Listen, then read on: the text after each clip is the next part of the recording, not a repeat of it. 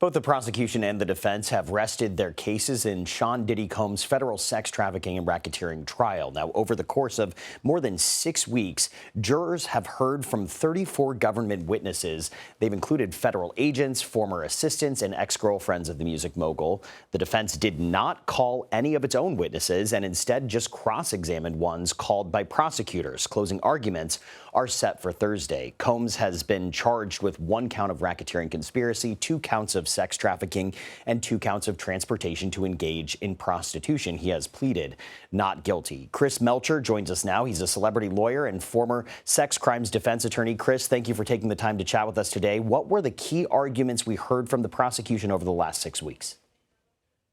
Well, we've heard of really some depraved conduct by Sean Diddy Combs and this mistreatment of women.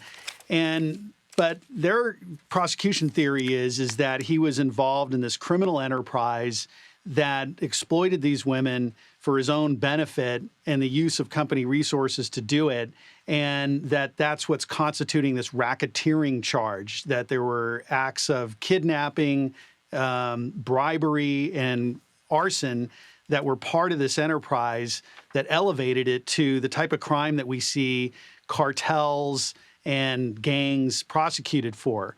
They've also have probably shown, to the satisfaction of the jury, the transportation of people for purposes of prostitution and trafficking for purposes of prosecution by force or fraud.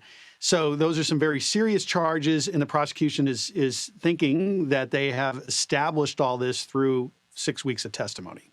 Chris, it surprises me to learn that the defense is not calling any witnesses to the trial. I've been in and out of the courtroom over the course of this trial. What did you make of that strategy to not call any witnesses for the defense?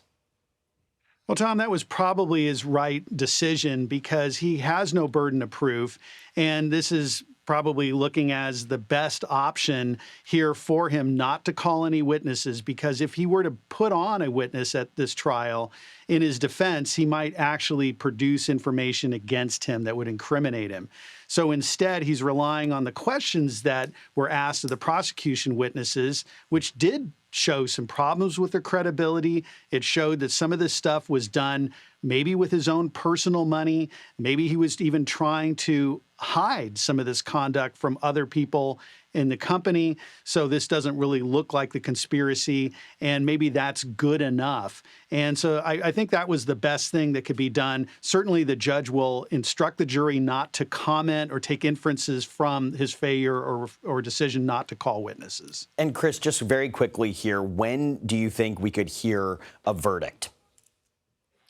Well, my sense is based on this length of a trial, maybe Monday, Tuesday, the jury might want to take the weekend to kind of think it over, because this is such a serious matter and they may be conflicted on some things. So if they're come to an agreement, maybe Monday or Tuesday. If they're having difficulty agreeing, then we're going to see it go into late next week.